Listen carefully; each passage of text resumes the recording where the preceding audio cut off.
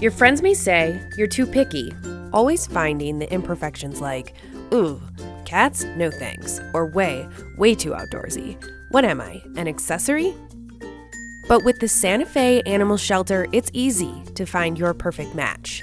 Thanks to our donors, we found new homes for over 3,000 animals last year.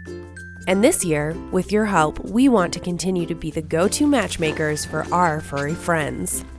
Skip the regular convenience store Valentine's Day gift options and impress your special someone with the best gift ever. Start by choosing to give hope to an animal in need. By giving $25, we will confirm your love to your significant other with an e-card.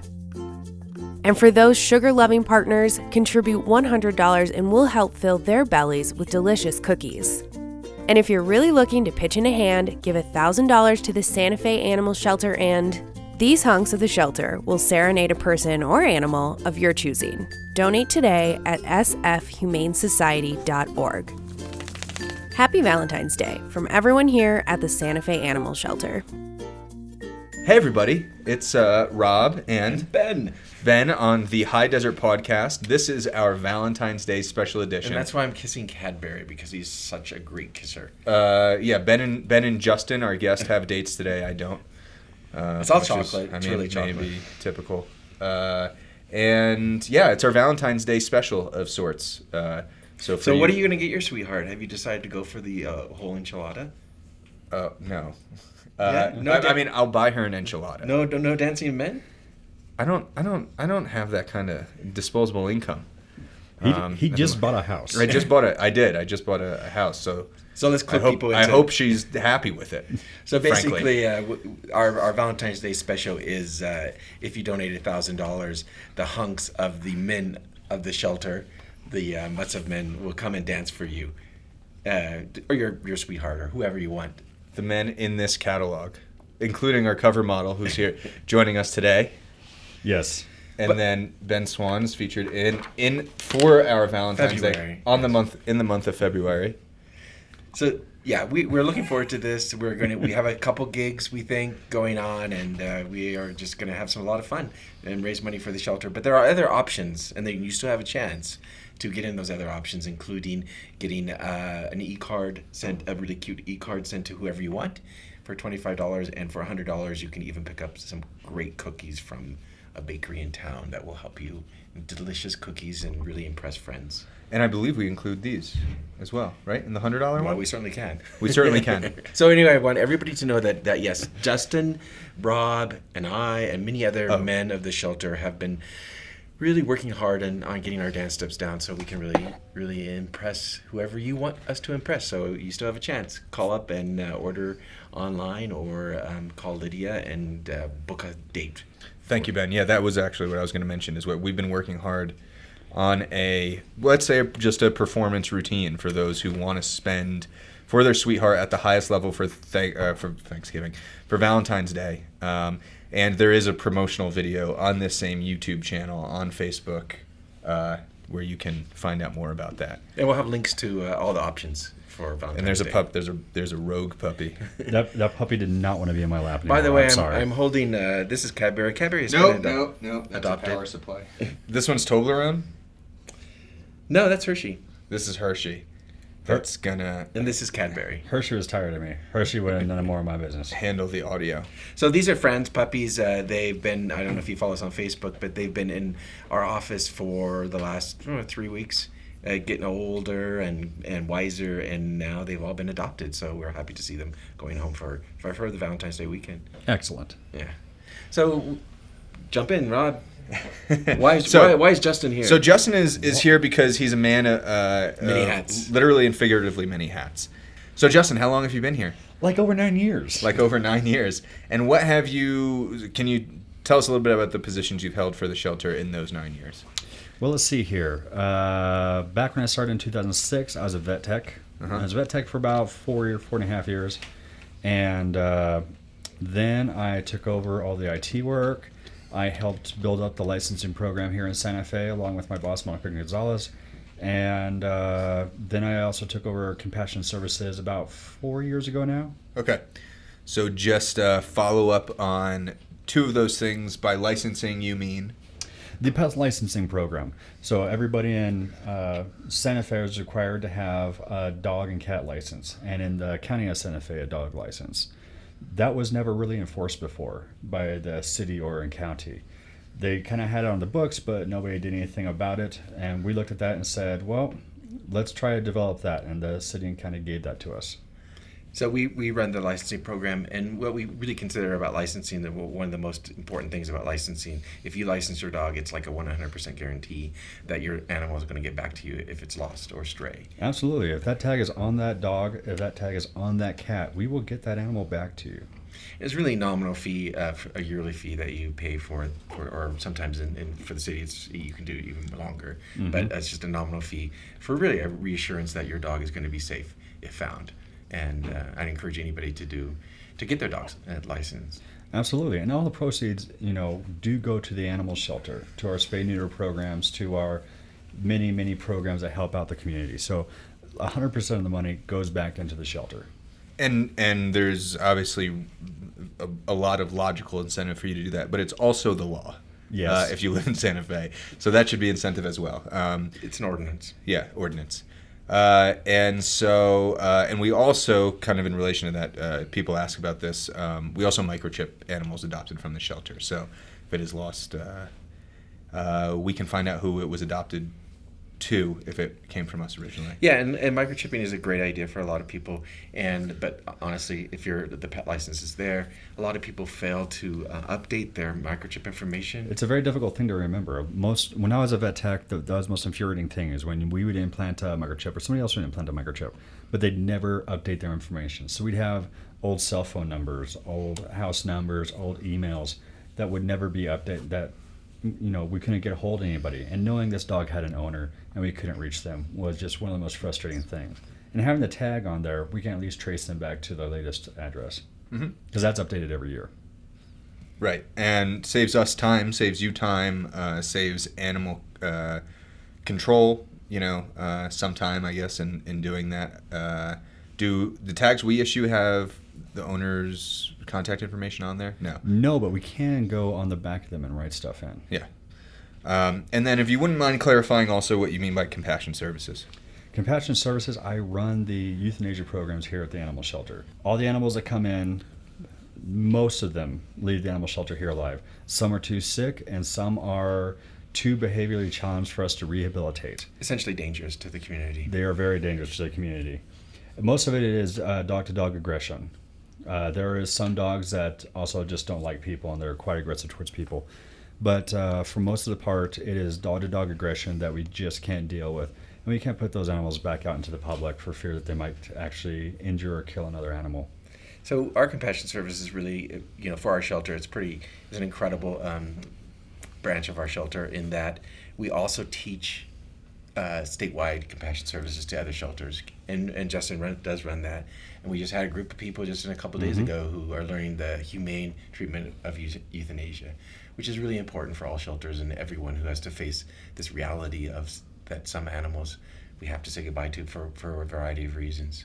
It was one of the most important things to me when I took over the program was the fact that I do have the ability to go out and teach most of the people in the state of New Mexico the euthanasia training and tactics and what I've learned from working here at this shelter. What's the word I'm looking for? The skills that I have gained here at this shelter, working with everybody that I have, and being able to put that out into the rest of the state and give people the information that can really help them being kind, compassionate, and gentle when going through this process. There are places where they just don't have the time, where they are overburdened, and people just don't think about this last aspect of animal sheltering. It's a very difficult thing. People don't want to talk about it, and I totally understand it, but they have to remember and they have to be trained. Compassion is the key. The utmost thing is that no animal will suffer. Absolutely not. It wasn't too long ago that New Mexico was still one of the states that allowed gas chambers for euthanasia animals, which was a horrible thing for many animals to have to go through that. Mm-hmm. And anyway, Mary Martin, our executive director, has been very strong and passionate about making sure that the safe handling, humane euthanasia is the way to go for all shelters. And the most important thing is that no animal struggles, no animal is in fear. And that is what I strive to teach everybody who comes through these doors. But in addition to shelter euthanasia, we have compassion services for just people off the street who have to say goodbye to their animal for whatever reason. And I think that's one of our. I think it's a really a wonderful thing that we offer for people who can be with their animals at the very last moment.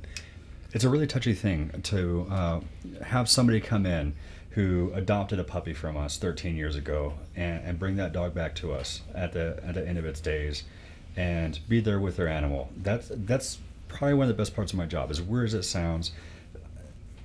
For most of my career here, it was dealing with animals that people didn't want. They were too rambunctious, they got too big, for whatever reason these people didn't want these animals back. There was too many. And to have the opportunity to interact with people who love their animals their entire life and are giving their animals this one last act of kindness, of being there with them in those final moments, it's a very touching and emotional thing to me every time I go through that and perform this act. And to help them out, yeah. And some people, it's really difficult for people to be at the very end, and so we're also there. We'll make sure that they meet their, they have a very the word that I'm trying to say is that it's also just a very humane, peaceful way of leaving. Absolutely. Their family. A lot of people have a misconception about what will actually happen, and usually what it is a lot of pets, peanut butter, dog food, and one injection, and that's it. There is no pain, no suffering, no wrestling. It's a very undramatic event, and that's the point of it, is that it's just an end.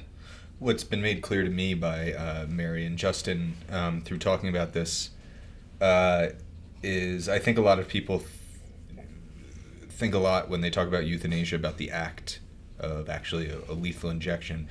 And what Mary and Justin have focused on too is that the day leading up to this procedure is also stress-free. And that's a really important thing. It's a really important thing for owners, and it's a really important thing for shelter animals. So these are not, when we get shelter animals in that have come and stray, we don't treat them any differently from an animal that's been owned. I mean, a pet, these animals are all domesticated species, and they're all important to us. Their being owned is not something that makes their life worth any more or less. And it opens up another can of worms a little bit about our situation in terms of people using buzzwords like no-kill and open admission and managed admission. And we are a managed open admission shelter. How do we describe that? Pretty much that we will take any animal at any time unless we just do not open have doors. capacity. Yeah. We have an open door to all animals, and so we take it. No matter what the circumstances, we will take that animal. We may have to ask them to hold off for a bit if the shelter is really full. But generally, we try to work with people to make sure that they have gone through every single possibility of working with the animal before they decide to relinquish the animal. Which means, a lot of times people don't realize, they think, oh my gosh, my dog is really sick, I can't afford it. Well, we have options for them. Yeah. Or they say, my dog or my cat, their behaviors, I can't tolerate it, I don't know what to do. But we'll talk with them. We'll make sure that they understand they've tried everything else before they relinquish the animal. We feel that the home is the best place for that animal. Honestly, where it's come from when I first started here, where we are able to do so much more than we ever could before. Being able to help the public when they have behavioral problems, being able to help them when they have illness problems. It used to be that, if a dog came in hit by a car, oftentimes we had to let that dog go because there was no resources available for us to take care of that dog properly.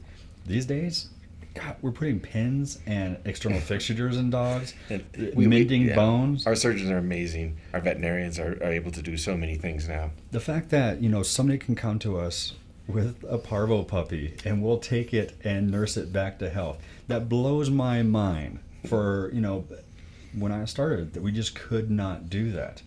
It was something that we could not do. We didn't have the resources. It was too highly contagious. We didn't have the proper facilities to take care of those sorts of diseases and injuries. And now at this new hospital, nothing is held back. We'll take care Nothing of everything. phases us. It blows my mind. Well, I think really one of the significant things about all that is that the community really supports us in that quest, making sure that every animal has a chance, and that they support us and fund us and make sure that we're there for every animal that comes in. It's been absolutely spectacular seeing our community involvement and how it's grown over the years. Yeah. We have, this organization in the past has had, problems, and we've overcome them greatly. This new facility, our board, and all the dedicated people that have come through these doors have worked hard, and to see the change in this organization over the years has been phenomenal. It is night and day to me.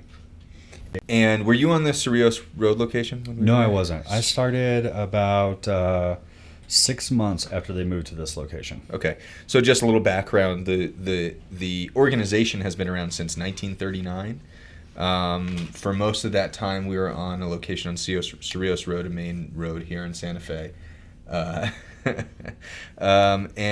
2006. It was between 2005 and 2006 when they moved into this facility. I believe they broke ground here in 2005. Okay. And built the Lapides Adoption Center and The admission center. the admission center. Mm-hmm. And so at that point, it also gave us greater capacity to be able to do some of these medical miracles, really, for a shelter. And like Justin says, the fact that a dog can come in with we had a dog come in with 2 broken legs, hit by a car. Yeah. So he's still over, I think, in recovery. When we were at Cerrillos Road, wouldn't have been able to handle that sort of situation here. And we have to say, I mean, there's most shelters in the United States still cannot. Yeah. Whether they're nonprofit or public shelters. And we obviously always encourage you to, straight up, no shame, donate to our shelter and our initiatives. But, also look at the situations that your local shelters are in if you're not in the Santa Fe area, and see how you can help them get to that capacity. We can always do better, all of us. Mm-hmm. Go ahead, sorry. Ben's got a sleeping puppy that he's doting on, so he's. I'm sort of checking out because checking in with the pup. So, So these are we'll intersplice our broadcast here with some shots of Fran and her puppies. These are her puppies that Ben and Mary have been fostering in their office. Just a bunch of wrinkly old face men. Just is what it is. Yeah, they're Benjamin Buttons. So we'll find out in a couple of weeks about their DNA results, because we did do some DNA testing, but we haven't gotten it back yet. Ah. So we'll find out. So I'm going to have a little contest on Facebook. If you haven't signed up for liked us on Facebook, please do, so you can actually guess, and we'll give you some kind of prize for the first one who gets it right. I'm going for like a bully mix, like kind of a Wilford Brimley kind of thing. Their grandpa's Wilford Brimley. I just think 100% adorable. And we'll put those results on our program here. Yeah, we'll announce them dramatically. I'm going to go with, some sort of maybe Mastiff. Big ears, wrinkly face, pretty big paws. Mom looks like she's, I don't know, shepherd something. I say they got some Labrador in them. Well mudded up, too. Some sort of Labrador in there. Uh-huh. But they've been really sweet to have around. It's been fun. It's always fun to see these little ones just grow up and become independent. They come in just so dependent on their mom, and they look like little, I don't know what they look like, but meatloaf. They look like little meatloafs. I was going to say burritos, but I like how we always relate them to food. Yeah. There's little living neonates. No, they're food. And then they start really developing unique personalities, and it's bizarre watching them grow. So I think they go through phases. First is kind of the lump of meat phase, where they don't really do much, and then there's the guinea pig phase, where they really start to get cute and open their eyes, and then there's the full-on puppy stage, where they they terrorize everything. Yes, they're tiny dogs, and they seem to seek out things that are harmful to them, and they also make it an inordinate amount of poop. Yes. Thank you very much for that, Justin. Yeah, and every morning I come in, I've been cleaning and mopping. And if you have seen our Facebook page, you've seen some of the puppies riding my mop. They love to just help me while I clean. Do you ever post any pre-mopping pictures, Ben? No, I do not. Of the office? And it's probably a good thing. Might be okay. Hey, Justin, when you look back on your almost 10 years here at the shelter, what do you think has been? I mean, you've talked a little bit about how we've drastically improved, and basically that's because of community support and a direction of our leadership. But what do you think? Some of the highlights that you really, if you look back and say, oh gosh, I'm so happy that I did this. I was a part of that. One of the biggest things that we did was when we helped out during the Los Alamos fires, and that was dramatic and special. Being here 24 hours a day for a couple days on end. Yeah. And basically we took all of our adoption animals, moved them off site into our fosters and into local foster homes and boarding facilities. Exactly. And then we took all their dogs that we have to house through the city and county, moved them into adoptions, and then our entire admissions building we gave over to the animals of Los Alamos, and basically stayed open for a week and just had people coming in to walk their dogs. And the amount of support that we got from Albuquerque and Santa Fe, mountains of food bought to help offset the cost of taking all these animals in. And the gratefulness of the folks of Los Alamos being able to bring their animals down here and know that they're going to be safe, know they're going to be taken care of while they were evacuated. And it didn't take too long for everything to settle down and for them to be able to go back. A week to 10 days, right? Yeah. So if you don't mind my clarification, I wasn't in the area at the time. This is in 2011. Lost Conscious Fire, I think it was. Something like that, yeah. So we took over 165 animals from their community there, and just basically opened our shelter to them. And people, they didn't stay here, but many people came and walked with her. And these are special animals in that they are used to being in homes, and so they needed to be their house trained, so we had to take them out. It was a really unique circumstances and a very special time. So these were animals that were from homes, yeah, and that were destroyed. They had to evacuate. Not destroyed, but they had to evacuate all Los Alamos, and so because of an approaching fire. Yes, exactly. And not everybody could take their animals with them. Either they were in shelters or they were going to hotels that didn't allow pets. Right. And so we took in, over 165. Man, it was a lot of animals. Thank you, Justin. Thank you so much for joining us, Justin. Oh, well, thank you all. I really had a great time. And by the way, Justin is the most handsome man at the shelter. And his voice reflects that. He did make the cover of our calendar, so I have to give him that, right? And he does a mean James Earl Jones, and I don't know. Do you need a date for Valentine's Day, Justin? No. Are you gonna fly solo this one? Or you have a date, or I'm gonna sit at my house in my couch, snuggle my dogs, and eat ice cream. Nothing could be better, right? What's more romantic than that? Exactly. So much. Thank you, Justin. Thank you all so much. Happy Valentine's Day. Happy Valentine's Day, Rob. If you can't, Happy Valentine's Day, Ben. Please, love a puppy. Love a puppy. Love someone else, and most importantly, love yourself. Have a good week. Check out our links and donate to the shelter for Valentine's Day. Nothing could be more loving. Great. Okay. That was good.